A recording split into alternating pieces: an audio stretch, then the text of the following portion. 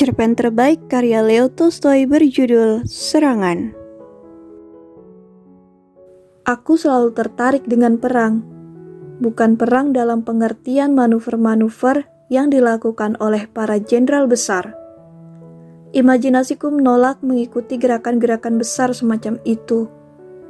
Aku tidak memahami mereka, tetapi kenyataan perang pembunuhan sebenarnya.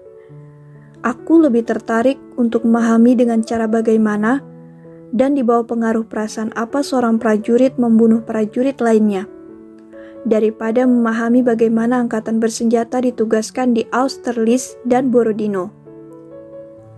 Aku telah lama melewatkan waktu ketika sambil berjalan sendirian di ruangan dan melambaikan kedua tanganku, membayangkan diriku seorang pahlawan yang seketika membunuh sejumlah besar orang dan mendapatkan pangkat jenderal, dan juga kejayaan abadi karena melakukan pembantaian itu.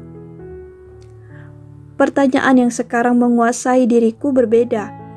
Di bawah pengaruh perasaan apa orang tanpa mendapatkan keuntungan yang pasti, rela menempatkan dirinya dalam bahaya, dan yang lebih mengejutkan, tega membunuh orang lain.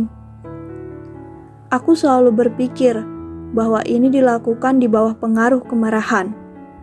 Tetapi kita tidak bisa beranggapan bahwa mereka semua yang bertempur atau berkelahi marah sepanjang waktu, dan aku harus mengendalikan perasaan pemeliharaan diri.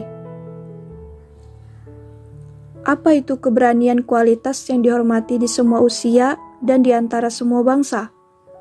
Mengapa kualitas baik ini berbeda dengan semua kualitas lainnya kadang-kadang ditemukan pada orang-orang jahat? Mungkinkah kemampuan menghadapi bahaya dengan tenang hanya merupakan kapasitas fisik, dan bahwa orang menghormati keberanian dengan cara sama seperti yang mereka lakukan terhadap orang berbadan tinggi dan kuat? Bisakah seekor kuda dikatakan berani, yang takut pada cambuk, melompat ke tempat curam yang bisa menghancurkannya? Atau seorang anak yang takut dihukum berlari masuk ke hutan di mana ia akan tersesat?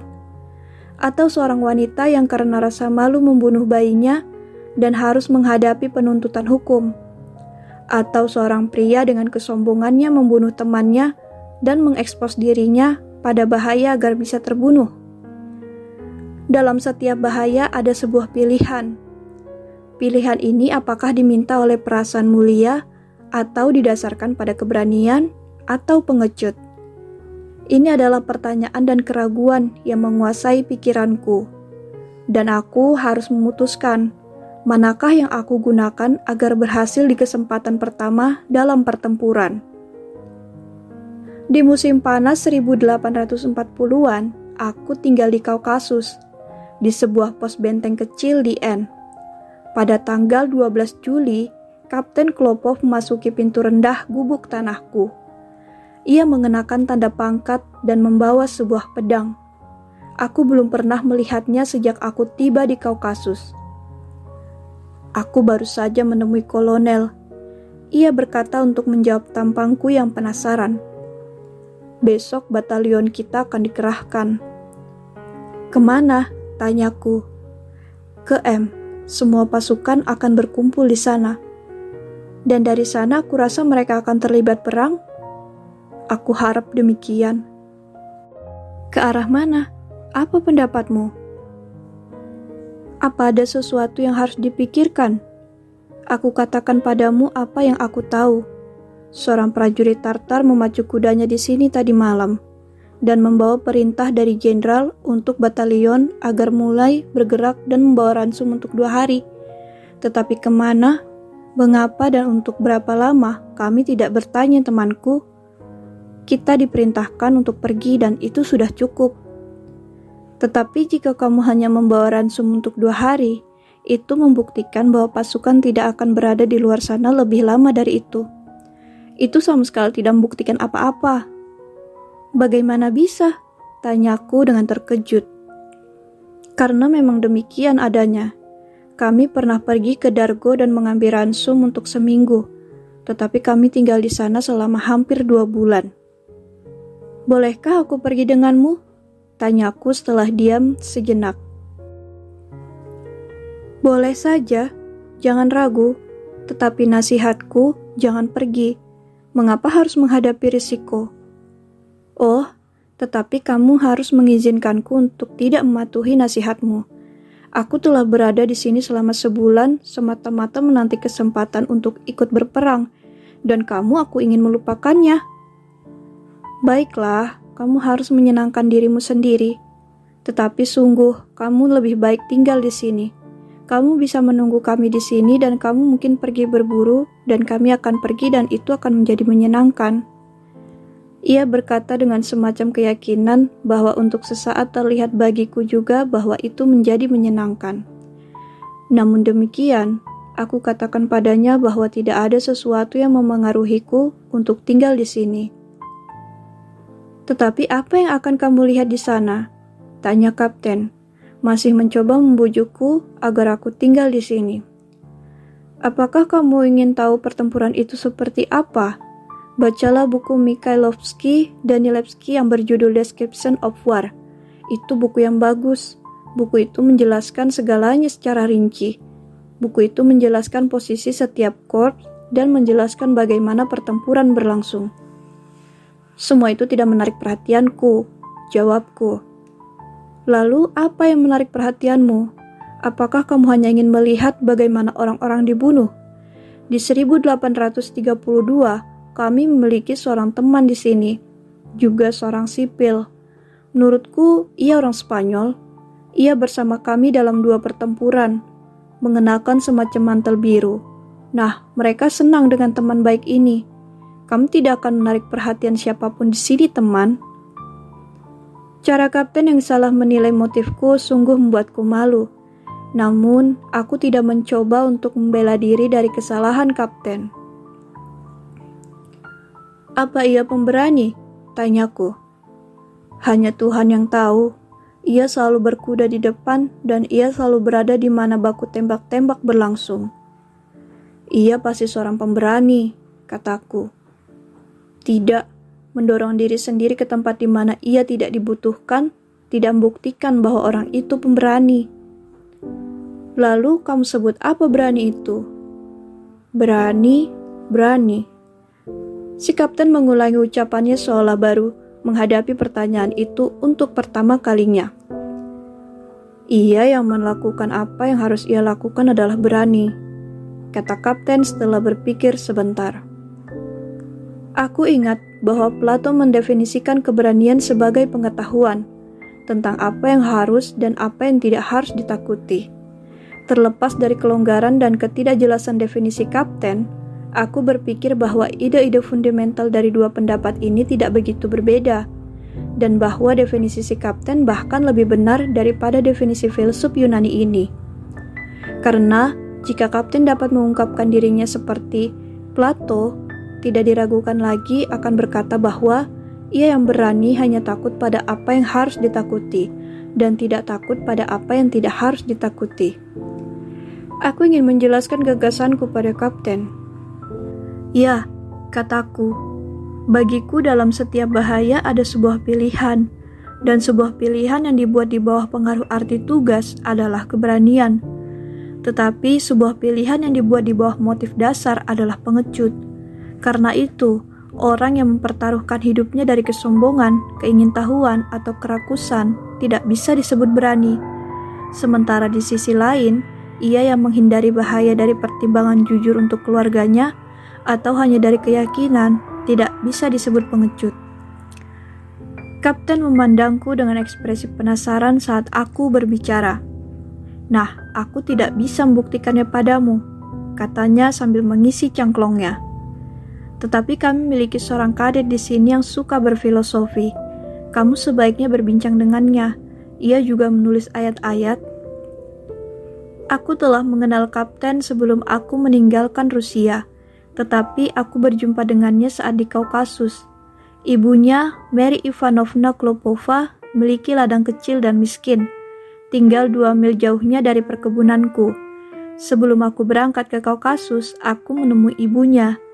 Wanita tua itu sangat senang mendengar bahwa aku akan menemui pasenkanya. Dengan nama hewan peliharaan itu, ia memanggil si kapten yang berambut abu-abu, dan bahwa aku yang menjadi surat hidup. Bisa memberitahu si kapten segala hal tentang ibunya, dan membawakannya sebuah parsel kecil dari ibunya. Setelah menyediakan kue pie dan daging angsa asap yang enak, Mary Ivanovna masuk ke kamarnya dan kembali dengan membawa sebuah tas hitam dihiasi pita sutra hitam. Ini adalah ikon modern Mediators of Burning Bush kami, katanya sambil membuat tanda salib dan mencium ikon perawan suci dan meletakkannya di tanganku. Tolong berikan ini kepadanya. Kamu tahu, ketika ia pergi ke Kaukasus, aku mengadakan sebuah misa untuknya dan aku berjanji, jika ia hidup dan selamat, akan memberikan ikon Maria ini padanya. Sekarang, selama 18 tahun, ikon Mediators dan orang suci telah melindunginya. Ia tidak pernah sekalipun terluka, dan namun demikian, di pertempuran apa saja ia pernah ambil bagian. Apa yang Michael katakan padaku tentang anakku ini sudah cukup. Percayalah padaku, untuk membuat rambut seorang berdiri, kamu tahu, apa yang aku tahu tentang anakku hanya dari orang lain. Ia, hewan piaraanku, tidak pernah menulis padaku tentang kampanye perangnya, karena ia takut hal itu akan menakutiku. Setelah sampai di Kaukasus, aku tahu dan bukan dari si kapten sendiri, bahwa ia pernah terluka parah 4 kali, dan tentu saja ia tidak pernah menulis kepada ibunya tentang luka dan kampanye perangnya. Jadi biarkan ia mengenakan image suci ini sekarang, kata ibunya. Aku memberikannya dengan berkatku, semoga Holy Mediators menjaganya, terutama ketika ia pergi berperang. Suruh ia mengenakannya. Katakan padanya demikian, sahabat tersayang, katakan, ibumu ingin kamu mengenakannya. Aku berjanji melaksanakan instruksi wanita tua itu dengan hati-hati. Aku tahu kamu akan menyukai pasenkaku, lanjut wanita tua itu. Ia seorang teman yang menyenangkan. Apakah kamu percaya bahwa ia tidak pernah melewatkan 1 tahun tanpa mengirimiku uang? Dan ia juga membantu anak perempuanku Anushka. Banyak hal dan semua itu dari uangnya. Aku berterima kasih pada Tuhan karena telah memberiku anak yang baik, katanya dengan air mata menggenang. Apakah ia sering menulis surat untuk Anda? Tanyaku. Jarang sayangku, mungkin sekali setahun. Hanya ketika ia mengirimi uang, bukan sebaliknya.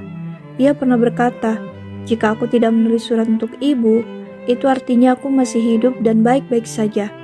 Jika sesuatu menimpa diriku yang Tuhan larang, mereka akan menceritakan kepada ibu tanpa diriku.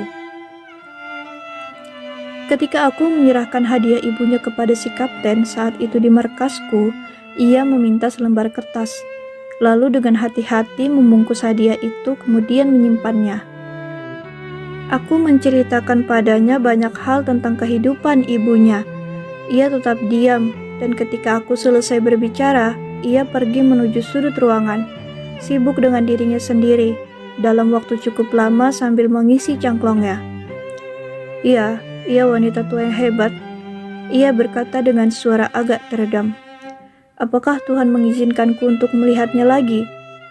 Kata-kata sederhana ini mengungkapkan banyak cinta dan kesedihan. Mengapa Anda bertugas di sini? Tanyaku. Orang harus bertugas, jawabnya dengan keyakinan. Anda sebaiknya pindah ke Rusia, sehingga Anda bisa lebih dekat ibu Anda. Ke Rusia. Si kapten mengulangi ucapannya dengan ragu mengayunkan kepala dan tersenyum penuh kesedihan. Di sini aku masih berguna, tetapi di sana aku tidak begitu berguna. Selain itu, bayaran 2 kali lipat di sini sangat berarti bagi seorang pria miskin. Benarkah, Pavel Ivanovich, bahwa bayaran tidak cukup untuk kehidupan yang kamu jalani? Dan apakah bayaran 2 kali lipat sudah mencukupi? Kata si kapten. Lihatlah para perwira kita. Apakah ada dari mereka yang memiliki 1 koin farthing atau 1/4 penny? Mereka semua pergi ke toko persediaan dan semuanya mempunyai utang. Kamu mengatakan kehidupan yang aku jalani. Apakah kamu benar-benar berpikir bahwa kehidupan yang aku jalani mempunyai sesuatu yang melebihi gajiku? Tidak 1 farthing pun. Kamu masih belum tahu seperti apa harga-harga di sini. Segala sesuatunya 3 kali lebih mahal. Si kapten hidup secara ekonomis, tidak bermain kartu, jarang pergi pesta pora, dan ia hanya mengisap tembakau murah untuk sejumlah alasan. Ia menyebutnya sebagai tembakau yang ditanam di rumah. Aku telah menyukai si kapten sebelumnya. Ia memiliki wajah Rusia yang simpel dan tenang, menyenangkan untuk dilihat langsung di matanya. Dan setelah percakapan ini, aku merasakan sebuah hal tulus untuknya. Keesokan paginya, pada pukul 4, si kapten menemuiku. Ia mengenakan mantel tua tanpa tanda pangkat, celana panjang kaukasian yang longgar, topi kulit domba warna putih yang telah menguning, dan membawa sebuah pedang asiatik yang melingkar di bahunya. Kuda putih kecil yang ditungganginya melangkah pelan, menggantungkan kepalanya ke bawah dan mengibaskan ekor kurusnya. Walaupun sosok si kapten tidak sangat martial atau bahkan tidak bagus, sosoknya mengungkapkan semacam ketenangan hati terhadap segala sesuatu di sekelilingnya yang tanpa sadar menginspirasi rasa hormat. Aku tidak ingin membuatnya menunggu walau sebentar. Aku segera menunggang kudaku dan kami berkuda bersama-sama melalui pintu gerbang benteng. Batalion sekitar 500 yard di depan kami dan terlihat seperti masa hitam yang padat. Orang bisa menduga bahwa masa hitam itu adalah batalion infanteri dengan melihat bayonet para prajurit yang terlihat seperti jarum yang berdiri berdekatan, dan melalui suara lagu-lagu para prajurit yang kadang-kadang sampai ke telinga kami. Pukulan drum serta suara merdu dari tenor kedua batalion ke-6 yang sering memesonaku di benteng. Jalan membenteng di tengah-tengah jurang yang dalam dan lebar di samping sungai yang meluap. Sekumpulan merpati liar bertebangan di atasnya, bertengkar di tepi sungai berbatu, terbang melingkar di udara dan hilang dari pandangan. Matahari masih belum terlihat, tetapi puncak di sebelah kanan jurang mulai terang. Batu abu-abu dan keputih-putihan, lumut hijau kekuning-kuningan, tanaman semak seperti tristram, dogberry dan elm pendek masih terselimuti embun. Terlihat luar biasa indah dalam cahaya pagi keemasan. Tetapi di sisi lain, lembah terbungkus dalam kabut tebal yang melayang dalam lapisan-lapisan, terlihat basah, suram dan menghadirkan campuran warna yang tidak terbatas. Ungu pucat, hampir hitam, hijau gelap, dan putih. Tepat di depan kami terlihat mencolok dengan latar belakang cakrawala berwarna biru gelap. Masa putih pegunungan salju dengan bayang-bayang dan garis-garis fantastik, namun sangat indah di setiap detailnya. Jangkrik, belalang, dan ribuan serangga lainnya terbangun di rumputan tinggi dan mengisi udara dengan suara mereka yang jernih dan tiada berhenti. Seolah-olah bel yang tiada terhitung jumlahnya sedang berdering di dalam telinga kita. Udara penuh dengan air, rumput, dan kabut. Bau pagi di awal musim panas yang segar. Kapten menyalakan korek dan menyulut cangklongnya, dan bau tembakau murah dan bau rabuk terasa sangat sedang bagiku. Untuk menyusul pasukan infanteri dengan lebih cepat, kami meninggalkan jalan. Kapten terlihat lebih tegang, lebih tenang hati daripada biasanya. Tidak memperhatikan cangklong Daghestan di mulutnya, dan di setiap langkah ia menyentuh kudanya dengan tumitnya.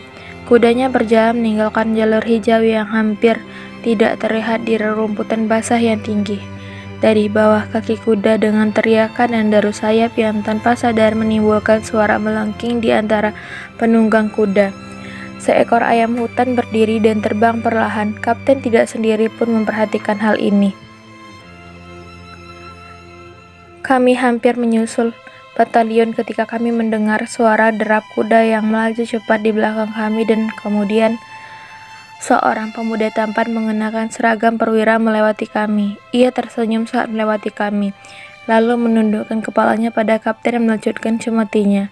Aku hanya melihat bahwa ia duduk di atas kuda dan memegang tali kekang dengan keanggunan khusus, bahwa ia memiliki mata hitam yang indah, hidung yang bagus, dan kumis pertama yang mulai tumbuh.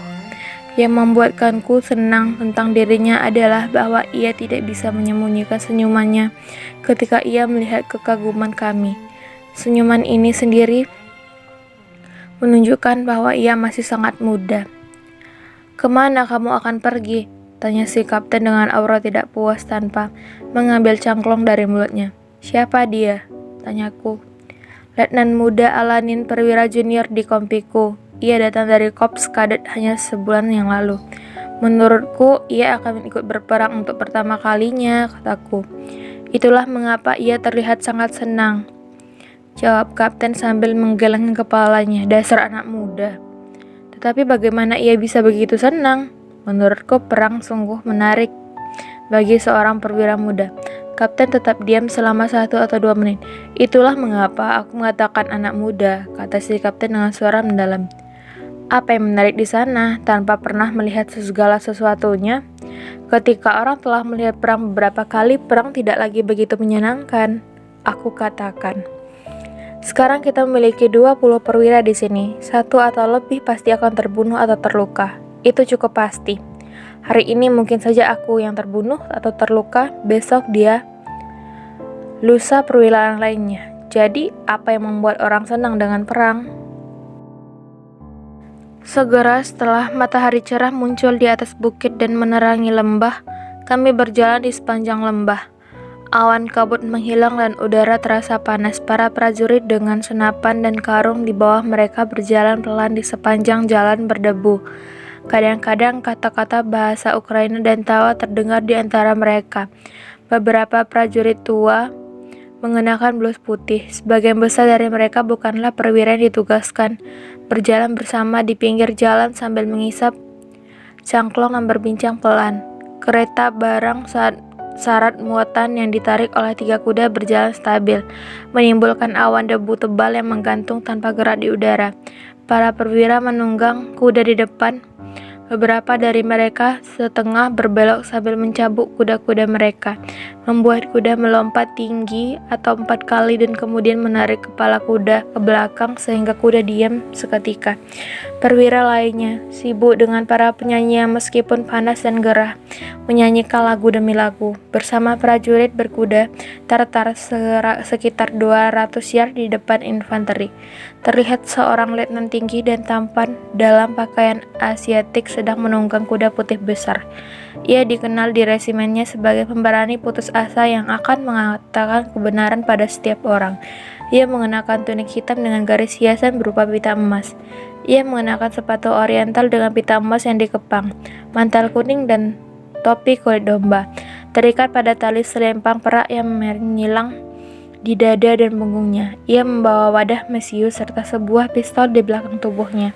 Pistol lain dan sebuah pisau belati bergagang perak menggantungkan dari korsetnya. Di atas pistol dan belati ini terdapat sebuah pedang dengan sarung kulit berwarna merah dan sebuah senapan melingkar di bahunya. Dengan melihat pakaian yang dikenakannya, cara ia duduk di atas kudanya, penampilan umumnya, setiap gerakannya, orang bisa melihat bahwa ia mencoba menyerupai orang Tartar.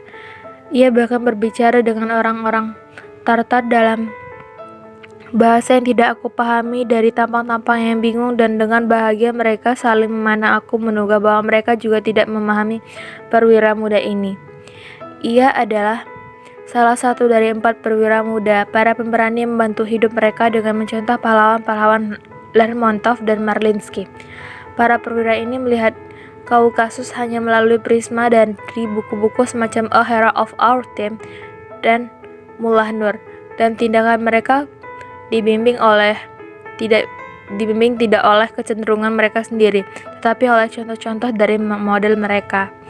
Letnan mungkin menyukai teman yang terdiri dari para wanita keturunan baik dan orang-orang berpangkat seperti jenderal, kolonel, dan orang-orang kepercayaan Laksmana. Aku yakin bahwa ia sangat menyukai masyarakat semacam itu, karena ia sangat ambisius, tapi ia mempertimbangkan tugas imperatifnya untuk mengubah sisi kasar dirinya untuk semua orang penting. Walaupun ia sangat moderat dalam kekasarannya terhadap mereka, dan ketika setiap wanita datang ke benteng, ia mempertimbangkan tugasnya untuk berjalan di depan jendela seorang wanita dengan teman-teman karibnya, mengenakan kemeja merah dan dengan sandal di kaki telanjangnya, dan berteriak dan bersumpah dengan suara terkerasnya. Tetapi semua yang dilakukannya ini dengan tujuan menyinggung seorang wanita agar wanita itu bisa melihat betapa indah kaki sang letnan, betapa mudah si wanita jatuh cinta pada si letnan seperti yang diinginkannya. Atau ia akan sering pergi dengan 2 atau 3 orang kawan tartar ke perbukitan di malam hari untuk melakukan serangan mendadak di tepi jalan dengan cara mengatasi tartar musuh yang lewat dan membunuhnya. Dan walaupun hatinya telah mengatakan pada dirinya lebih dari sekali bahwa tidak ada keberanian dalam hal ini, ia mempertimbangkan dirinya harus memberi penderitaan pada orang-orang dengannya ia dikecewakan. Dan padahal ia memilih untuk membenci dan menghina. Ia selalu membawa 2 benda, sebuah ikon besar yang menggantung di lehernya dan sebuah pisau belati yang ia selipkan di pinggangnya bahkan ketika ia tidur. Ia secara tulus percaya bahwa ia memiliki musuh. Untuk meyakinkan dirinya bahwa ia harus membalas dendam pada seseorang dan menyingkirkan semua hinaan dengan darah adalah kenikmatan terbesarnya. Ia yakin bahwa kebencian, balas dendam, dan penghinaan untuk ras manusia adalah emosi paling mulia dan paling puitis. Tetapi perempuan atasannya, seorang Circassian tentu saja yang kebetulan aku temui berulang kali, sering mengatakan bahwa Letnan adalah pria terbaik, terlembut, dan bahkan setiap malam Letnan menuliskan pikiran-pikiran suramnya di sebuah buku catatan hariannya. Demikian juga keterangannya di atas lembaran kertas dan berlutut untuk berdoa pada Tuhan. Ia sungguh menderita atas usahanya dan untuk menjadikan dirinya seperti apa yang diinginkannya, karena teman-temannya dan para prajurit tidak pernah melihat dirinya seperti yang ia inginkan. Pernah di salah satu ekspedisi malam di jalan dengan teman-teman karibnya, ia kebetulan melukai seorang prajurit Chechen dengan sebuah peluru di kaki dan menahannya. Setelah itu si prajurit Chechen tinggal selama 7 minggu dengan letnan yang merawatnya seperti merawat letnan terbaiknya, teman terbaiknya, dan ketika prajurit Chechen ini sembuh, letnan memberikan sebuah hadiah dan membebaskannya. Setelah itu di salah satu ekspedisi kami, ketika letnan mundur dengan beberapa prajurit penjaga dan menembak untuk memukul mundur musuh, ia mendengar seseorang di antara musuh memanggil namanya dan orang yang pernah ia lukai. Prajurit Chechen menunggang kuda maju dan membuat tanda pada si letnan agar melakukan hal yang sama. Letnan menunggang kuda menuju temannya dan menekan tangannya. Orang-orang bukit mundur ke belakang dan tidak menembak, tetapi beberapa orang akan menembaknya jika letnan tidak membelokkan kudanya untuk kembali. Lain waktu di malam hari ketika kebakaran terjadi di benteng dan 2 kompi pasukan dikerahkan untuk memadamkan kebakaran, aku melihat sosok-sosok pria tinggi di atas kuda hitam dan diterangi oleh cahaya merah dari api besar tiba-tiba muncul di kerumunan, dan sambil menerobos kerumunan ia menuju tempat kebakaran. Ketika sudah cukup dekat, letnan melompat dari kudanya dan bergegas masuk ke dalam rumah. Salah satu rumah itu telah terbakar. 5 menit kemudian ia keluar dengan rambut hangus dan siku gosong sambil membawa 2 burung merpati yang telah ia selamatkan dari kebakaran. Namanya adalah Rosencrantz. Namun ia sering berbicara tentang keturunannya, tentang Varangians, penguasa pertama Rusia, dan secara jelas menunjukkan bahwa ia dan nenek moyangnya adalah orang Rusia asli. Matahari berada di setengah perjalanannya, menyinari bumi yang panas. Langit biru gelap sungguh cerah. Hanya bagian dasar pegunungan bersalju mulai menutup dirinya dengan awan putih keunguan. Udara tidak bergerak penuh dengan debu yang transparan. Panas menjadi tidak tertahankan lagi. Di separuh perjalanan, pasukan sampai di sebuah sungai kecil dan berhenti. Para prajurit menumpuk senapan mereka dan berlari menuju sungai. Komandan batalion duduk di atas drum, di tempat yang teduh. Wajahnya mengasumsikan ekspresi menunjukkan kebesaran pangkatnya. Ia bersama dengan beberapa prawira lainnya bersiap menikmati makanan kecil. Kapten berbaring di atas rerumputan di bawah kereta yang bareng kompinya. Letnan pemberani Rosencrantz dan beberapa prawira muda lainnya duduk di atas mantel masing-masing dan bersiap untuk pertandingan minum. Mereka mengumpulkan botol dan termos minuman yang disusun mengelilingi mereka. Mereka juga mendengarkan lagu-lagu didendangkan oleh para penyanyi yang berdiri di depan mereka dalam setengah lingkaran, menyanyikan lagu dansa Kaukasia. Sing he began to riot in the days gone by. In the days gone by. Di antara para perwira muda itu, ada letnan muda yang menyusul kami di pagi hari. Ia sangat menghibur, matanya berbinar. Ia berbicara dengan suara agak tebal, dan ia ingin mencium dan menyatakan cintanya pada setiap orang.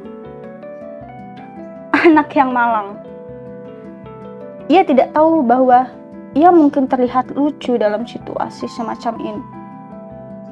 Bahwa kejujuran dan kelembutan dengannya ia menyerang setiap orang memengaruhi mereka, tidak ke kasih sayang yang ia telah lama rindukan. Tetapi pada ejekan, ia juga tidak tahu bahwa ketika merasa cukup kepanasan, ia akhirnya melemparkan dirinya di atas mantel dan bertumpu pada sikunya dengan rambut hitam lebatnya, dilempar ke belakang. Ia terlihat sungguh memesona.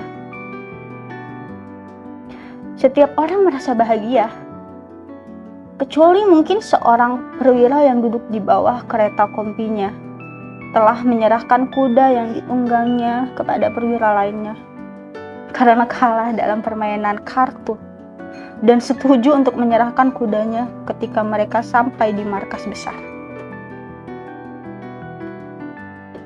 Ia sia-sia membujuk si pemenang untuk main lagi dengan menawarkan taruhan sebuah peti mati yang ia beli dari orang Yahudi sebesar 30 rubel. Namun, karena dalam kesulitan, ia hanya ingin bertaruh sebesar 15 rubel.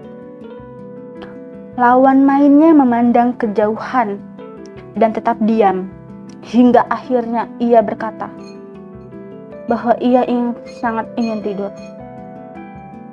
Aku akui bahwa dari saat aku memulai perjalanan dari benteng dan memutuskan untuk ambil bagian dan aksi ini, refleksi muram tanpa sadar muncul dalam benakku.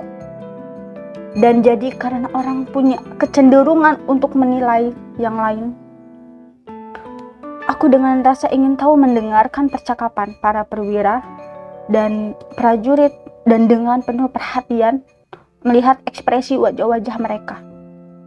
Tetapi aku tidak menemukan jejak kecemasan seperti yang aku alami. Canda, tawa, dan anekdot, judi dan mabuk mengekspresikan kecerobohan dan ketidakpedulian umum terhadap bahaya yang akan datang. Seolah-olah orang ini telah lama menyelesaikan urusan mereka di dunia ini. Apa ini namanya ketegasan, kedekatan pada bahaya, atau kecerobohan dan ketidakpedulian terhadap kehidupan? Atau apakah semua hal ini bersama-sama dengan yang lainnya membentuk motif moral sifat manusia yang kompleks tetapi kuat yang dinamakan esprit de corps, sebuah kode tak ketara yang memeluk dalam dirinya sendiri sebuah ekspresi umum semua kebaikan dan kejahatan manusia yang disatukan di setiap kondisi permanen. Sebuah kode yang setiap anggota baru tanpa sadar harus patuhi dan yang tidak berubah dengan individu-individu. Karena siapapun mereka, jumlah total kecenderungan manusia di mana saja selalu tetap sama. Menjelang pukul 7 malam, kotor dan lelah, kami memasuki pintu gerbang besar di Benteng M. Matahari telah tenggelam, tetapi cahaya merahnya masih menerangi benteng. Taman-taman dengan pepohonan poplar tinggi yang mengelilingi benteng, ladang-ladang yang berwarna kuning, dan awan-awan putih yang bergelombol di sekitar puncak pegunungan. Di Cakrawala, bulan baru muncul. Selembut awan kecil di desa Tartar dari atap sebuah gubuk. Seorang Tartar sedang berdoa dan para penyanyi kita meninggikan suaranya dengan energi dan semangat baru. Setelah beristirahat dan sedikit merapikan diri, aku pergi ke ajudan kenalanku agar memberitahu jenderal tentang tujuanku. Dalam perjalananku dari pinggiran kota di mana aku menginap, aku lihat di Benteng M sesuatu yang aku tidak harapkan sama sekali. Sebuah kereta kuda kecil yang cantik menyusulku. Di dalamnya, aku melihat sebuah topi yang indah, dan darinya aku mendengar beberapa kata bahasa Prancis. Suara dari polka, Lizzy, atau Katenka dimainkan pada sebuah piano bobrok yang buruk. Sampai ke telingaku melalui jendela rumah komandan. Di sebuah toko grosir dan anggur kecil yang aku lewati, beberapa juru tulis dengan rokok di tangan mereka sedang duduk sambil minum anggur. Dan aku mendengar salah satu dari mereka berkata pada yang lainnya, "Tidak, maafkan aku, mengenai politik, Mary Gregorevna adalah yang terhebat dari para politikus kita." Seorang Yahudi mengenakan mantel compang-camping dengan punggung membungkuk dan raut muka sakit-sakitan, sedang memainkan organ barel yang bersuara serak, dan seluruh pinggiran kota menggemakan nada-nada lagu Lucia. Dua wanita dalam gaun yang gemersik dan sapu tangan sutra di kepala mereka, membawa parasol berwarna cerah, lewat di sepanjang jalan. Dua gadis, satu dalam gaun merah jambu, yang lainnya dalam gaun biru, berdiri tanpa tutup kepala di samping tanggul tanah, sebuah rumah beratap rendah, dan menjerit dengan nada tinggi. Tawa yang dipaksakan, jelas untuk menarik perhatian para perwira yang sedang lewat. Para perwira mengenakan seragam baru dengan nada pangkat berkilau, dan sarung tangan putih sedang pamer di sepanjang jalan dan boulevard. Aku mendapati kenalanku di lantai dasar rumah jenderal. Aku hampir tidak punya waktu untuk menjelaskan keinginanku padanya dan mendapatkan tanggapannya. Ketika kereta kecil cantik ini yang aku telah lihat di luar sedang melewati jenderal di mana kami sedang duduk. Seorang pria berwatakan bagus dan tinggi dalam seragam berpangkat mayor infanteril muncul dan masuk ke rumah. "Oh, maafkan aku," kata ajudan sambil berdiri dari duduknya. "Aku harus memberitahu jenderal." "Siapa dia?" tanyaku. "Kontes," jawabnya dan mengancingkan mantelnya saat ia bergegas naik ke lantai atas. Beberapa menit kemudian, seorang pria dengan tampan mengenakan mantel rok tanpa tanda pangkat dan sebuah salib putih di lubang kancing menuju beranda. Ia tidak tinggi, tetapi sangat tampan. Ia dikawal oleh mayor, seorang ajudan, dan dua orang perwira lainnya. Gaya berjalan, suara, dan semua gerakan jenderal menunjukkan dirinya sebagai orang yang sangat menyadari nilai dirinya. "Selamat malam, Madame de la Comtesse," kata jenderal sambil menjulurkan tangannya melalui jendela kereta. Sebuah tangan kecil dalam sarung tangan anak-anak menekan tangan jenderal dan sebuah wajah yang tersenyum manis di bawah topi kuning muncul di jendela kereta. Mengenai percakapan yang berlangsung selama beberapa menit, aku mendengar jenderal berkata sambil tertawa saat aku lewat. "Kamu tahu, aku telah bersumpah untuk memerangi para kafir. Jadi, hati-hati menjadi salah satu dari mereka." Sebuah tawa menjawab dari dalam kereta. Sampai jumpa, Jenderal. No. Au revoir, kata Jenderal sambil menaiki anak tangga beranda. Jangan lupa, aku mengundang diriku sendiri untuk pesta di malam hari besok. Kereta berjalan pergi dan Jenderal masuk ke dalam ruang duduk dengan Mayor. Saat melewati jendela terbuka di ruangan ajudan, ia memperhatikanku. Setelah mendengar permintaanku, ia menyatakan persetujuannya, lalu masuk ke ruangannya. Aku berpikir pada diriku sendiri, apakah ini yang dikejar oleh pria yang menguasai seluruh Rusia? Pangkat dan kejayaan, dan orang ini? Di malam hari sebelum perang yang hasilnya hanya Tuhan yang tahu, bercanda dengan seorang wanita cantik, dan berjanji minum teh dengannya esok hari. Seolah-olah mereka telah bertemu di pesta dansa. Aku ingat sebuah refleksi yang pernah aku dengar, sebuah ungkapan Tartar yang menyatakan bahwa hanya orang fakir miskin yang bisa menjadi berani, menjadi kaya, menjadi seorang pengecut. Katanya, sama sekali tidak untuk menyinggung temannya, tetapi sebagai aturan umum dan tidak perlu dipertanyakan. Tetapi Jenderal bisa kalah. Bersama dengan kehidupannya, lebih banyak daripada yang lainnya, dan berbeda dengan aturan Tartar. Tidak seorang pun menunjukkan ketidakpeduliannya dan keyakinan yang menyenangkan dan anggun seperti yang dilakukan Jenderal. Konsepku tentang keberanian menjadi sangat membingungkan. Masih di ruangan ajudan, aku bertemu seorang anak muda yang lebih mengejutkanku.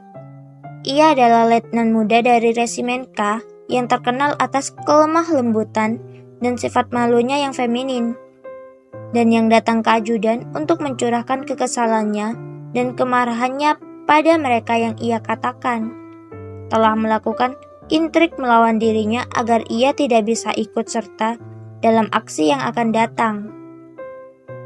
Ia berkata bahwa cara-cara mereka itu sangat jahat, tidak bersahabat, dan bahwa ia tidak akan pernah melupakan dan sebagainya. Dengan seksama aku memperhatikan ekspresi wajahnya dan mendengarkan suaranya.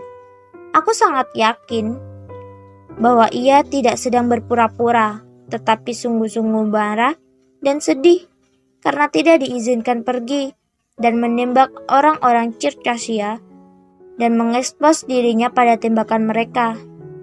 Ia sedih seperti anak kecil yang telah dicambuk dengan tidak adil. Aku tidak bisa berbuat apa-apa. Pasukan akan mulai bergerak pada pukul 10 malam. Pada pukul 8:30, aku naik kuda dan memacu kudaku menuju rumah Jenderal. Tetapi memikirkan bahwa Jenderal dan ajudannya sibuk, aku mengikat kudaku di pagar dan duduk di atas tanggul agar bisa melihat Jenderal ketika ia keluar. Panas dan terik matahari sekarang digantikan oleh cahaya bulan muda sejuk yang membentuk garis setengah lingkaran berkilau pucat di sekeliling bulan pada langit biru gelap berbintang. Cahaya lampu muncul di jendela-jendela rumah, dan cahayanya menembus rekahan di daun jendela gubuk-gubuk tanah. Pepohonan poplar. Jauh di belakang gubuk-gubuk tanah yang tertimpa cahaya bulan, terlihat lebih gelap dan lebih tinggi daripada sebelumnya di Cakrawala. Bayang-bayang panjang rumah, pohon dan pagar membentang dengan anggun di jalan berdebu. Dari sungai terdengar suara katak menyanyi. Di sepanjang jalan terdengar suara langkah bergegas dan suara-suara yang sedang bercakap-cakap, atau langkah kaki kuda, dan dari pinggiran kota, nada-nada dari organ barel sedang memainkan lagu The Winds Are Blowing. Kemudian memainkan Aurora Waltz. Aku tidak akan mengatakan dalam meditasi apa aku terhanyut. Pertama, karena aku malu untuk mengakui bahwa gelombang pikiran-pikiran suram terus membanjiri jiwaku. Sementara di sekelilingku, aku tidak melihat apa-apa kecuali kegembiraan dan keriangan. Dan kedua, karena ini tidak cocok dengan ceritaku. Aku sangat terhanyut dalam pikiran sehingga aku tidak memperhatikan bel berdentang 11 kali. Dan jenderal dengan pengawalnya mengendarai kuda melewatiku. Aku buru-buru menunggang kudaku untuk menyusul detasemen. Pasukan pengawal di barisan belakang masih di sekitar pintu gerbang benteng. Aku mengalami kesulitan menerobos jembatan di antara persenjataan, kereta amunisi, kereta-kereta dari berbagai kompi yang berbeda, dan para perwira yang sedang sibuk memberi perintah.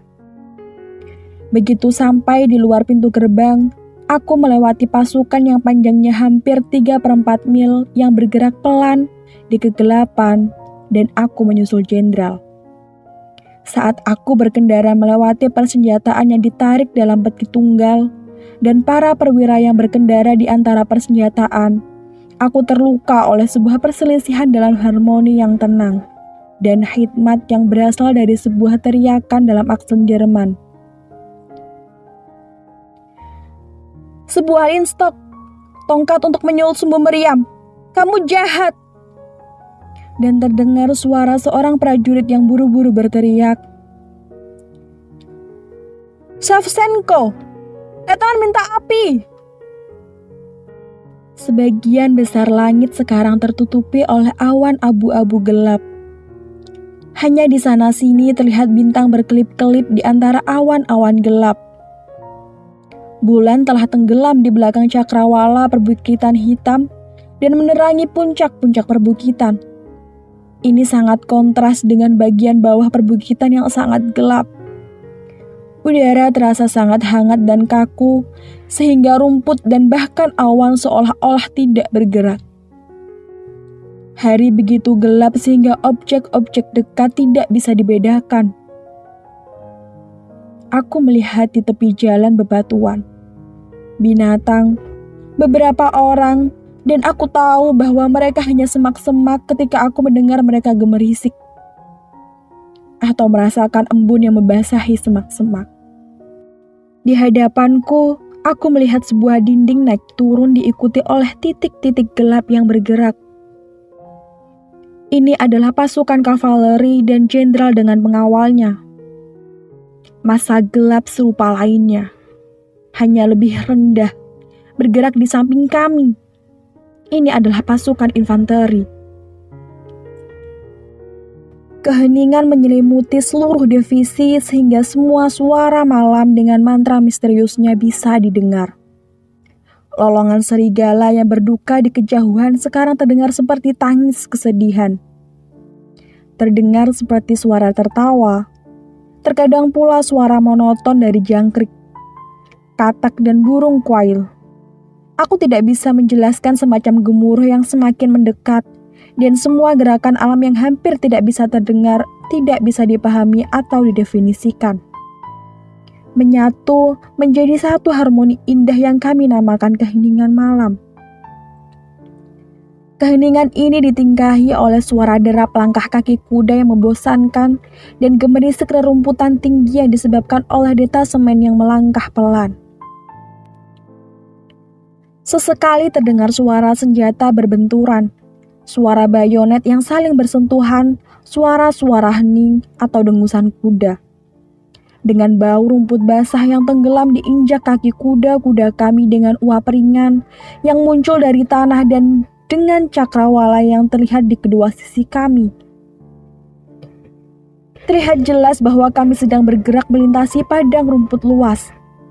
Alam sepertinya bernapas dengan keindahan dan kekuatannya yang menenteramkan.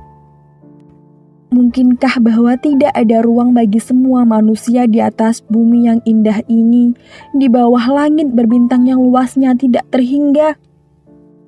Mungkinkah bahwa di tengah-tengah alam yang memikat ini, perasaan kebencian, balas dendam, atau hasrat untuk memusnahkan manusia lainnya bisa bertahan di dalam jiwa manusia?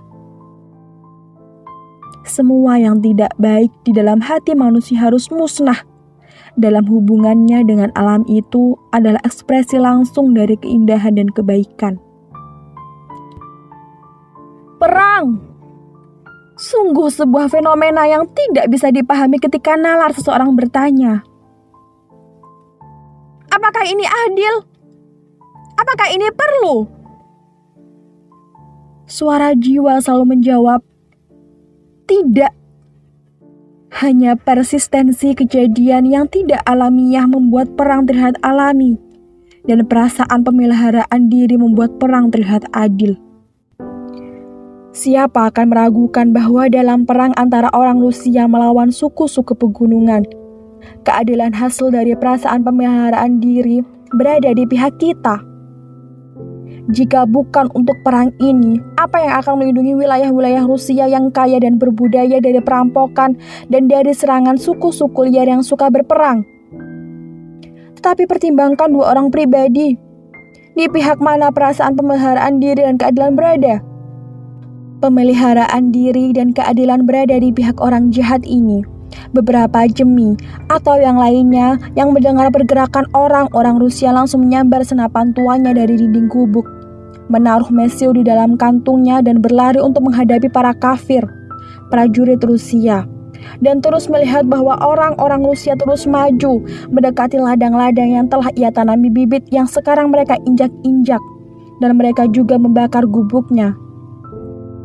Di jurang di mana ibunya, istrinya, dan anak-anaknya bersembunyi, gemetar karena takut melihat bahwa ia akan disingkirkan dari semua yang memberinya kebahagiaan. Dalam kemarahan dan dengan teriakan putus asa, ia merobek jaketnya, melemparkan senapannya, dan menarik topi kulit domba hingga menutupi matanya, lalu menyanyikan lagu kematiannya, dan melemparkan dirinya ke bayonet prajurit Rusia dengan hanya sebuah belati di tangannya. Apakah keadilan di pihaknya atau di pihak perwira muda Rusia yang sedang menyanyikan lagu Prancis dengan begitu baik seperti saat ini menunggang kuda melewati kami? Ia mempunyai keluarga di Rusia, relasi, teman, budak dan kewajiban terhadap mereka, tetapi tidak mempunyai alasan atau hasrat untuk memusuhi suku-suku perbukitan, dan telah datang ke Kaukasus secara kebetulan dan untuk menunjukkan keberaniannya. Atau apakah keadilan berada di pihak kenalanku, si ajudan yang hanya menginginkan jabatan kapten dan posisi nyaman sesegera mungkin, dan untuk alasan itu ia menjadi musuh orang-orang perbukitan? Mengapa orang-orang Sakson, Kaspas Lavrentich, ini ikut campur dalam konflik berdarah kita dengan negara-negara tetangga yang sedang bergejolak? Mengapa orang-orang Sakson, Kaspas Lavrentich, ini ikut campur dalam konflik berdarah kita dengan negara-negara tetangga yang sedang bergejolak? Kami telah berkuda selama lebih dari 2 jam. Aku mulai gemetar dan merasa pusing. Melalui mata yang hitam, aku masih bisa melihat bentuk-bentuk tidak terbatas yang sama. Sedikit jauh di depanku ada dinding hitam yang sama dan titik-titik yang sedang bergerak. Tidak jauh di depanku aku bisa melihat seekor kuda putih yang mengayunkan ekor dan kaki belakangnya mengangkang cukup lebar. Di bagian belakang manterci sasian putih, di atasnya bisa dilihat sebuah senapan. Di dalam kotak hitam dan gagang sebuah pistol yang berkilau di dalam sarung pistol bersulam. Kilauan sebuah rokok yang menerangi kumis seseorang prajurit, kerah tebal, dan sebuah tangan dalam sarung tangan kulit. Kadang-kadang aku bersandar pada leher kudaku, menutup mata dan melupakan diriku sendiri selama beberapa menit. Kemudian karena kaget dengan suara injakan dan suara gemerisik yang familiar, aku melihat sekeliling dan merasa seolah-olah sedang berdiri diam, dan dinding hitam di depanku sedang bergerak ke arahku. Atau bahwa dinding itu berhenti, dan dalam sekejap aku berkendara menuju dinding. Di saat seperti itu, suara gemuruh semakin kencang dan terdengar mendekat, dan aku tidak mengetahui penyebabnya, menghantamku dengan kuat. Itu adalah suara air. Kami sedang memasuki sebuah ngarai yang dalam dan mendekati sebuah sungai pegunungan yang sedang meluap. Suara gemuruh semakin kencang. Rumput basah semakin lebat, makin tinggi, dan semak-semak semakin rapat. Sementara cakrawala secara perlahan menyempit. Kadang-kadang cahaya terang muncul di sana-sini dengan latar belakang perbukitan yang gelap dan menghilang seketika. Tolong katakan padaku, cahaya apa itu? Tanyaku sedikit berbisik pada prajurit Tartar yang menunggang kuda di sampingku. Apakah kamu tak tahu? Jawabnya. Aku tidak tahu. Orang-orang bukit telah mengikat jerami dengan tongkat membakarnya, lalu mengayun-ayunkannya. Mengapa mereka melakukan itu? Agar tiap orang tahu bahwa orang-orang Rusia telah datang. Oh, kesibukan sedang berlangsung di Ols, desa yang dijadikan benteng. Sekarang, setiap orang membawa barang-barangnya ke jurang, katanya sambil tertawa. Mengapa? Apakah mereka telah tahu di pegunungan bahwa detasemen sedang bergerak? Tanyaku padanya. Bagaimana mereka bisa tahu? Mereka selalu tahu. Orang-orang kami seperti itu.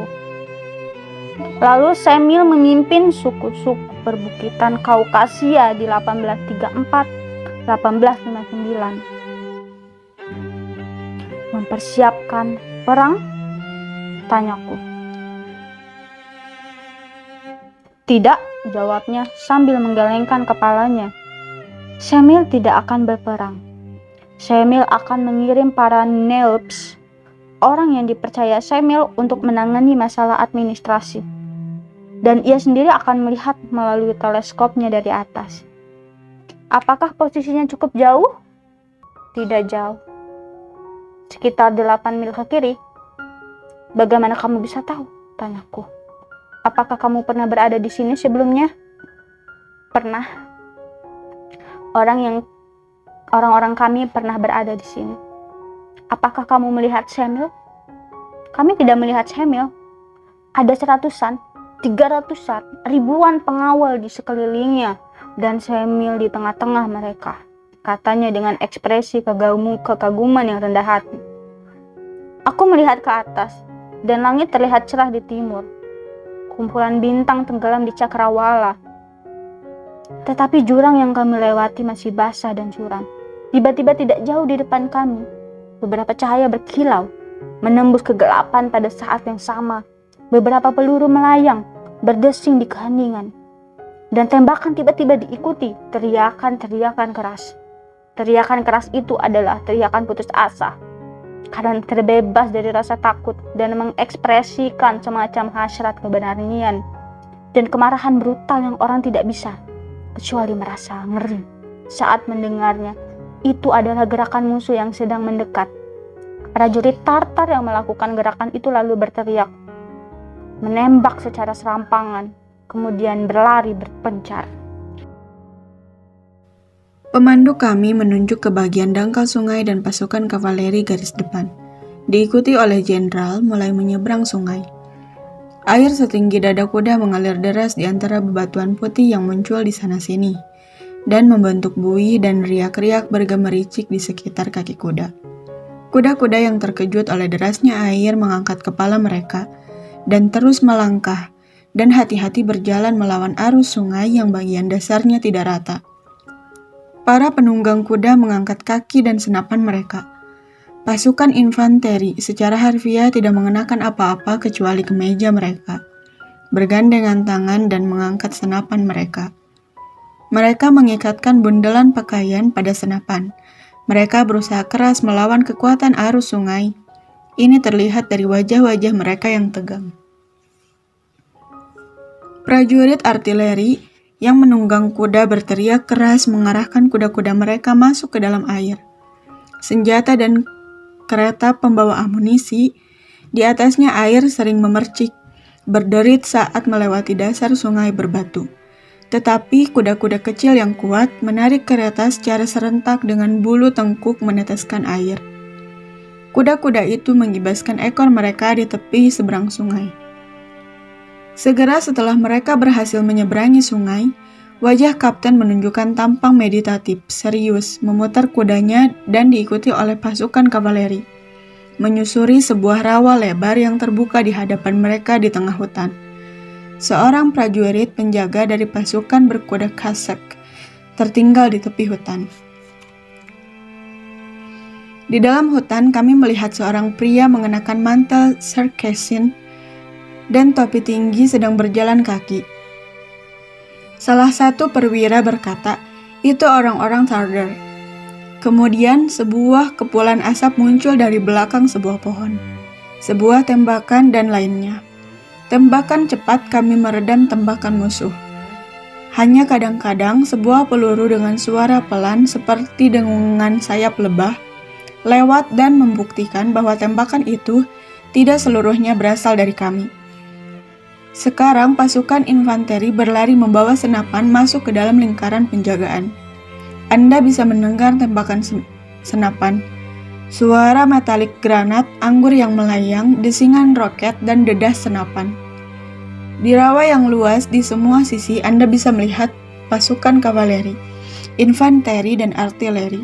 Kepulan asap yang menyatu dengan tanaman yang masih basah oleh embun dan kabut.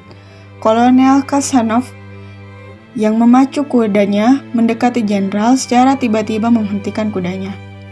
"Yang mulia, apakah kita akan memerintah pasukan kavaleri untuk menyerang?" katanya sambil memegangi topinya. Musuh sudah terlihat, dan ia menunjuk dengan cambuknya ke pasukan berkuda Tartar di depannya. Ada 2 penunggang kuda putih memegang bendera biru dan merah. "Pergilah dan semoga Tuhan bersamamu, Ivan Mikhailovich," kata jenderal. Kolonel memutar kudanya, menarik pedang dan berteriak, "Hurrah! Hurrah! Hurrah! Hurrah!" Datang jawaban dari para prajurit dan pasukan kavaleri mengikutinya. Setiap orang memandang dengan penuh minat. Ada pasukan musuh yang lainnya, yang ketiga dan keempat. Musuh yang tidak sedang menunggu untuk menyerang, bersembunyi di hutan dan menembak dengan senapan kecil. Peluru datang lebih sering. "Sungguh pemandangan yang indah," kata jenderal dengan sedikit mengangkat tubuhnya di atas sedal kuda hitam berkaki ramping. "Sungguh mempesona," jawab mayor sambil menunggang kuda mendekati jenderal. "Perang di negara yang indah sungguh menyenangkan," katanya. "Terutama dengan teman yang baik," jawab jenderal dengan senyum bahagia. Mayor membungkukkan badannya. Saat itu, bola-bola meriam musuh melayang lewat dengan desingan yang tidak menyenangkan dan menghantam sesuatu. Kami mendengar di belakang kami erangan prajurit terluka. Erangan ini mengusikku dengan begitu aneh, sehingga pemandangan perang seketika kehilangan pesonanya bagiku. Tetapi, tidak seorang pun kecuali diriku melihatnya. Mayor tertawa dengan semangat besar. Perwira lainnya mengulangi dengan ketenangan sempurna kata-kata pertama dari kalimat yang ia baru saja katakan. Jenderal melihat dengan cara lain dan dengan senyuman paling tenang. Ia mengatakan sesuatu dalam bahasa Prancis. "Apakah kita akan membalas tembakan mereka?" tanya komandan artileri. "Ya, buat mereka sedikit takut," jawab jenderal sambil menyalakan cerutunya. Pasukan meriam mengambil posisi dan penembakan dimulai. Bumi mengerang di bawah meriam. Penembakan berlangsung tiada henti dan asap tebal yang menutupi pandangan membuat Anda sulit untuk membedakan para prajurit yang sedang bergerak di sekitar meriam. Desa benteng telah dibombardir. Kolonel Kazanov menemui jenderal lagi dan atas perintah jenderal Kolonel Kazanov memacu kudanya menuju desa benteng. Jeritan perang lagi terdengar dan pasukan kavaleri menghilang dalam awan abu yang diciptakannya. Pemandangan sungguh mengagumkan. Satu hal yang merusak kesan jenderal padaku yang tidak ambil bagian dalam perang dan tidak terbiasa dengan perang adalah bahwa perang, kegembiraan dan teriakan ini tidak perlu terjadi. Perbandingan ini secara tidak sadar menyarankan dirinya padaku mengenai seorang pria yang mengayunkan tangannya dengan keras untuk memotong udara dengan sebuah kampak. Pasukan kami telah menguasai desa. dan tidak satupun jiwa musuh berada di desa ketika jenderal dan pengawalnya memacu kudanya menuju desa. Gubuk-gubuk panjang dan bersih dengan atap tanah yang datar dan cerobong asap yang indah. Berdiri di atas gundukan-gundukan batu yang tidak teratur, dan di antara gubuk-gubuk itu mengalir sebuah sungai kecil. Di satu sisi ada kebun-kebun hijau dengan tanaman pir dan prem yang berkilau di bawah cahaya matahari, dan di sisi lainnya terdapat batu-batu kuburan berbentuk tegak, lurus, dan tongkat-tongkat panjang dengan bola-bola dan bendera berwarna-warni yang diikatkan pada ujung tongkat. Ini menandai makam-makam The Zigits. Pasukan berkumpul di ruang pintu gerbang. "Nah, bagaimana kolonel?" kata jenderal. "Biarkan mereka menjarah. Aku melihat mereka sangat penasaran untuk menjarah," kata jenderal dengan tersenyum sambil menunjuk pasukan Cossacks. Anda tidak bisa membayangkan betapa mencolok perbedaan antara kecerobohan dengannya. Jenderal mengucapkan kata-kata ini dan maksudnya, dan sekeliling militer mereka.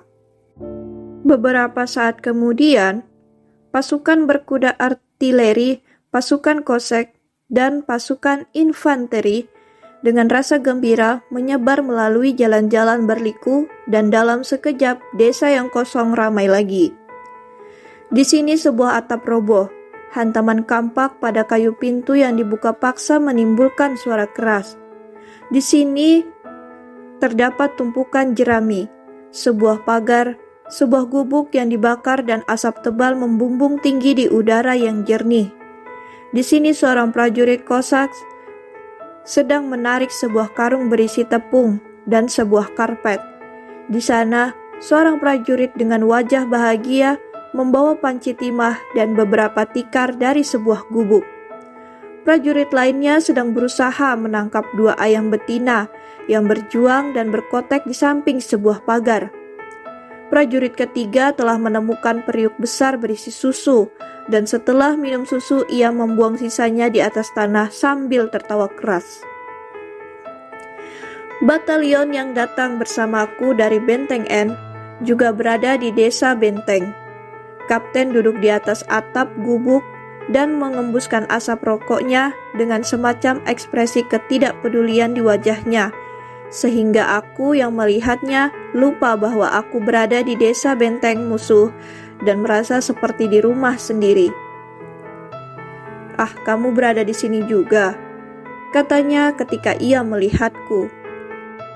Sosok tinggi Letnan Rosenkrantz melintas di sana-sini di desa. Ia terus memberi perintah dan terlihat sangat asyik dalam tugasnya. Aku melihatnya dengan aura kemenangan saat keluar dari gubuk diikuti oleh 2 prajurit yang mengawal seorang Tartar tua. Pria tua ini yang pakaiannya berupa tunik compang-camping dan celana panjang tambal sulam terlihat begitu lemah dengan kedua tangannya terikat di belakang punggungnya. Ia hampir tidak bisa menegakkan bahunya dan ia hampir tidak bisa menyeret kaki bengkok telanjangnya. Wajah dan sebagian kepalanya berkerenyut. Mulutnya yang tidak bergigi terus bergerak di bawah kumis dan jenggotnya yang dipotong pendek, seolah-olah ia sedang mengunyah sesuatu. Tetapi sebuah kilauan masih memancar di matanya yang memiliki bulu mata merah yang secara jelas mengekspresikan ketidakpedulian pria tua ini terhadap kehidupan. Rosenkrantz bertanya padanya melalui seorang penerjemah, mengapa ia tidak pergi dengan yang lainnya. "Kemana aku harus pergi?" jawabnya sambil melihat kejauhan dengan tenang. "Kemana yang lainnya pergi?" seseorang berkata. "Orang-orang The Zigits telah pergi untuk melawan orang-orang Rusia, tetapi aku sudah tua." "Apakah kamu tidak takut pada orang Rusia?" "Apa yang akan orang Rusia lakukan padaku? Aku sudah tua," jawabnya. Lagi sambil menatap orang-orang yang mengelilingi dirinya. Kemudian saat aku kembali, aku melihat bahwa orang tua itu tanpa topi dengan kedua tangannya diikat. tersentak di belakang sedel kuda prajurit Kosak, dan ia melihat sekeliling dengan ekspresi yang sama di wajahnya. Ia dibutuhkan untuk pertukaran tawanan. Aku memanjat atap gubuk dan duduk di samping kapten. Seorang peniup selompret yang membawa vodka dan persediaan makanan dikirim. Ketenangan dan keseimbangan batin kapten tanpa sadar menghasilkan sebuah efek pada diriku. Kami makan ayam hutan panggang dan berbincang tanpa merefleksikan sama sekali bahwa pemilik gubuk itu tidak hanya tidak ingin melihat kami, tetapi hampir tidak bisa membayangkan keberadaan kami. Belum ada musuh yang terlihat, kataku, berharap mengetahui pendapat kapten tentang tindakan yang telah berlangsung. Musuh? Ia mengulanginya dengan kejutan. Musuh sama sekali tidak ada di sana. Apakah kamu menyebut mereka musuh? Tunggu hingga malam ketika kita kembali dan kamu akan melihat bagaimana mereka akan menghadang kita. Berapa banyak dari mereka yang akan keluar dari sana, kata kapten sambil menunjuk semak-semak yang kami lalui tadi pagi. Apa itu? Tanyaku penasaran. Menyela kapten dan menunjuk gerombolan prajurit Kosak yang telah berkumpul mengelilingi sesuatu yang tidak jauh dari kami. Suara seperti tangisan anak kecil datang dari sana dan terdengar kata-kata, "Berhenti, jangan lukai. Kamu akan terlihat. Apakah kamu membawa pisau? Eftignage, pinjamkan pisaumu padaku." Mereka merencanakan sesuatu, bajingan, jawab kapten dengan tenang. Tetapi pada saat itu, letnan muda dengan wajah memerah dan ketakutan tiba-tiba muncul dari belakang sebuah sudut dan berlari menuju kumpulan prajurit Kosak sambil melambaikan tangannya. "Jangan sentuh, jangan membunuhnya!" teriak letnan muda dengan suara kekanak-kanakan. Melihat si perwira, para prajurit Kosak melangkah mundur dan melepaskan seorang anak kulit putih. Letnan muda cukup malu, menggumamkan sesuatu dan berhenti di hadapan kami dengan wajah bingung. Melihat kapten dan aku di atas gubuk, wajahnya menjadi lebih merah dan berlari melompat ke arah kami. "Aku pikir mereka akan membunuh seorang anak," katanya dengan senyum malu. Jenderal bergerak maju dengan prajurit kavaleri. Batalion yang datang bersamaku dari Beteng N berjaga di belakang. Batalion Kapten Kropov dan Letnan Rosencrantz mundur bersama. Prediksi kapten sepenuhnya benar. Tidak lama setelah kami memasuki semak-semak seperti yang ia telah sebutkan, di kedua sisi kami terlihat orang-orang bukit yang menunggang kuda dan berjalan kaki, dan mereka begitu dekat, sehingga aku bisa melihat berapa banyak dari mereka yang berlari sambil membungkuk dengan membawa senapan dari satu pohon ke pohon lainnya. Kapten melepas topinya dan dengan hikmat membuat tanda salib. Beberapa prajurit yang lebih tua melakukan hal yang sama. Dari hutan terdengar teriakan-teriakan perang dan kata-kata, "Tiarap kafir, tiarap!" Kemudian terdengar tembakan-tembakan senapan pendek saling bersusulan dengan cepat. Peluru berdesingan di kedua sisi kami. Prajurit kami menjawab tembakan musuh dan kadang-kadang terdengar ucapan-ucapan seperti berikut ini. "Cari di mana musuh berada. Mereka baik-baik saja di dalam hutan. Kita sebaiknya menggunakan meriam." Dan lain-lain. Kami mengeluarkan persenjataan dan setelah beberapa granat anggur ditembakkan, musuh terlihat semakin lemah. Tetapi beberapa saat kemudian, dan di setiap langkah yang diambil pasukan kami, tembakan musuh menjadi lebih gesit, lebih sengit, dan teriakan mereka lebih keras. Kami belum mencapai jarak 700 yard dari desa sebelum bola-bola meriam musuh mulai berdesingan di atas kepala kami. Aku melihat seorang prajurit tewas terkena bola meriam. Tetapi, mengapa aku harus mendeskripsikan rincian gambaran yang mengerikan itu, yang aku sendiri tidak bisa melupakannya? Letnan Rosencrantz terus menembak dan terus berteriak dengan suara parau. pada para prajurit dan memacu kudanya dari satu ujung lingkaran penjagaan ke ujung lingkaran penjagaan lainnya. Ia terlihat agak pucat. Letnan muda tampan berada dalam kegairahan. Mata hitamnya yang indah berbinar dengan berani. Bibirnya tersenyum tipis dan ia memacu kudanya menuju kapten dan memohon untuk menyerang. "Kita akan mengusir mereka," kata si letnan muda. "Kita pasti akan mengusir mereka." "Tidak perlu," kata kapten. "Kita harus mundur." Kompi kapten menguasai pinggiran hutan. Para prajurit kiarap dan menjawab tembakan musuh. Kapten dalam mantel lusuh dan topi lusuh dan dengan duduk tenang di atas kuda putihnya dengan tali kekang yang kendur. Menekuk lututnya, kakinya di dalam sangguridi dan tidak mengendalikan prajurit dari tempatnya. Para prajurit tahu dan melakukan pekerjaan mereka dengan begitu baik sehingga kapten tidak perlu memberi mereka perintah. Hanya kadang-kadang ia berteriak pada prajurit yang mengangkat kepalanya yang terlalu tinggi.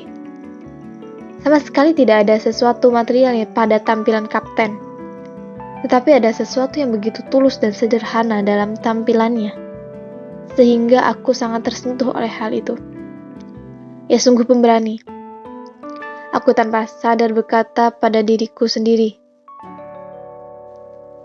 ia masih saja seperti yang aku lihat sebelumnya. Gerakannya masih kalem. Ekspresi wajahnya yang datar terlihat jujur. Hanya matanya yang lebih cerah daripada biasanya, menunjukkan konsentrasi orang yang dengan tenang melakukan tugas-tugasnya. Seperti yang aku lihat sebelumnya. Mudah dikatakan, tetapi begitu banyak bayang-bayang berbeda yang aku telah lihat dalam tingkah laku orang-orang lainnya.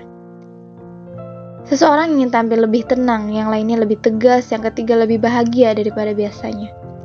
Tapi wajah kapten menunjukkan bahwa ia tidak ingin terlihat berbeda. Ia ingin terlihat seperti apa adanya. Orang Prancis dari Waterloo berkata, "Pasukan penjaga mungkin mati, tetapi tidak akan menyerah."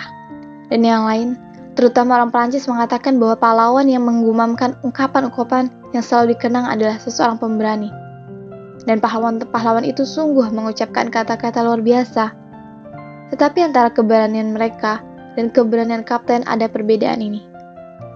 Bahwa bahkan jika ada sebuah pepatah besar dalam berbagai hal bergejolak di dalam jiwa pahlawanku, aku yakin bahwa ia tidak akan menggumamkannya. Pertama, karena dengan menggumamkan sebuah pepatah besar, ia takut akan merusak sebuah perbuatan besar, dan kedua, karena ketika seorang merasakan di dalam dirinya kapasitas untuk melakukan sebuah perbuatan besar, maka jangan bicarakan hal tersebut. Menurutku itu adalah karakteristik khusus keberanian orang Rusia. Dan dengan demikian, bagaimana bisa hati orang Rusia menyakiti orang lain jika prajurit Rusia muda kita mengumumkan frasa-frasa Prancis yang sepele dengan tujuan meniru keberanian prajurit Prancis. Tiba-tiba dari sisi tempat letnan muda kita berdiri dengan peletonnya, kami mendengar teriakan, "Hurrah!" keras. Mereka melihat sekeliling untuk mencari tahu dari mana teriakan itu datang.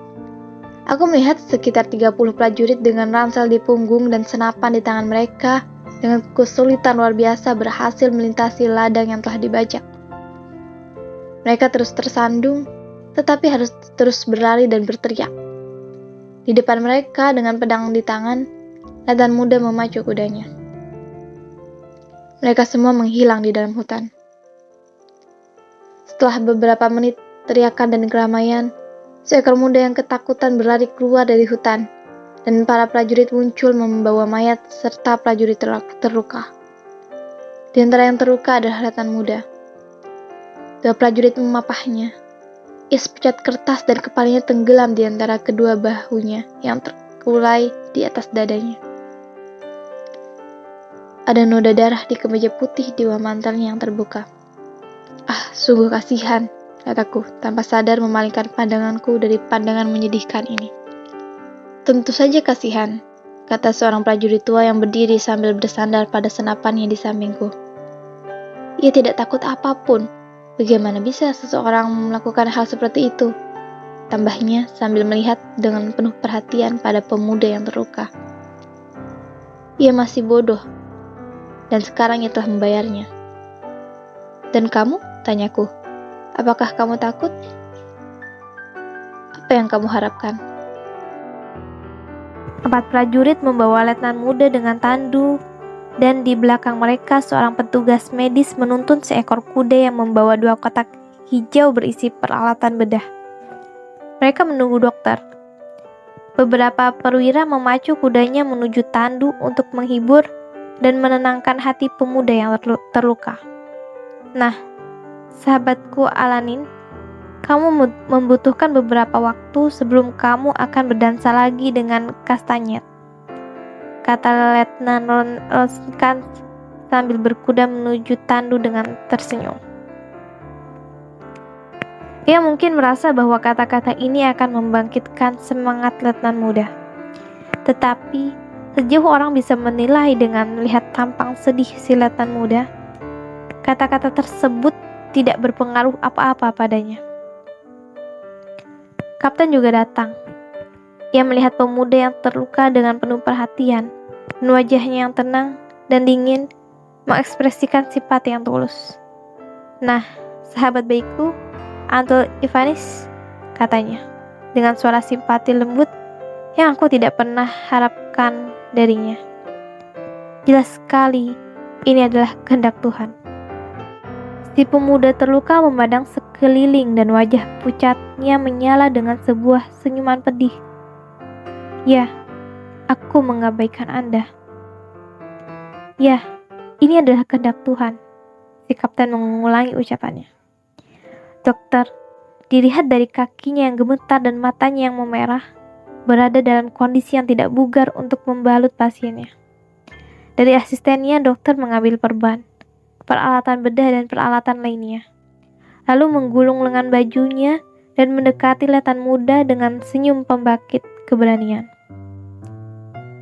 Sepertinya mereka telah membuat lubang untukmu, kata dokter dengan nada bercanda. Biar aku lihat. Letnan muda mematuhi dokter, tetapi ia menunjukkan pada dokter wajahnya yang mengekspresikan rasa terkejut dan tidak memperhatikan teguran dokter. Dokter menyentuh luka dengan canggung. Ia menyentuh luka dengan jari-jarinya yang goyah, sehingga letnan muda yang dipaksa melalui batas ketahanannya merentangkan tangannya dan mengerang dalam. Biarkan aku sendiri, katanya lemah. Bagaimanapun juga, aku akan mati. Lalu, berpaling pada kapten. Letnan muda berusaha keras berkata, "Tolong kapten, kemarin aku kalah 20 rubel pada Dronov. Ketika barang-barangku terjual, bayar utangku pada Dronov." Dengan kata-kata tersebut, ia jatuh ke belakang. Dan 5 menit kemudian, ketika aku melewati kumpulan orang yang mengelilingi letnan muda, aku bertanya pada seorang prajurit, "Bagaimana keadaan letnan muda?" Jawabannya adalah, ia telah meninggal dunia. Hari sudah malam ketika detasemen dalam barisan yang lebar dan menyanyi mendekati benteng. Jenderal menunggang kuda di depan dan raut mukanya terlihat bahagia. Orang bisa melihat bahwa serangan berhasil. Kenyataannya, dengan sedikit korban, kami meraih kemenangan di desa Benteng Mukai di mana, sejak zaman dahulu tidak pernah ada jejak kaki orang Rusia di desa tersebut. Orang Saxon, Kaspar Lavrentich, bercerita pada perwira lainnya bahwa ia melihat bagaimana 3 orang Chechen mengarahkan tembakan ke dadanya. Dalam pikiran Letnan muda Rosencrantz, cerita lengkap tentang aksi hari itu telah terbentuk dengan sendirinya. Kapten Clover berjalan dengan penuh pikiran di depan kompinya sambil mengendalikan kuda putihnya dengan tali kekangnya. Matahari telah bersembunyi di balik pegunungan bersalju dan memancarkan sinar merahnya pada sebuah awan tipis, panjang membentang, tanpa gerak melintasi cakrawala yang jernih. Puncak-puncak bersalju mulai menghilang dalam kabut ungu dan hanya garis-garis puncaknya masih terlihat. Sangat indah dalam cahaya matahari kemerahan. Bulan lembut yang telah lama muncul mulai terlihat pucat. Kehijauan rumput dan pohon telah berubah menjadi hitam dan tertutup oleh embun. Massa pasukan yang gelap bergerak dengan suara-suara terukur di padang rumput. Tamborin, drum, dan lagu-lagu bahagia terdengar dari berbagai sisi. Suara tenor kedua kompi ke-6 membahana dengan kekuatan penuh dan suara nada-nadanya yang jernih, penuh perasaan dan kekuatan, melayang menembus udara malam yang cerah.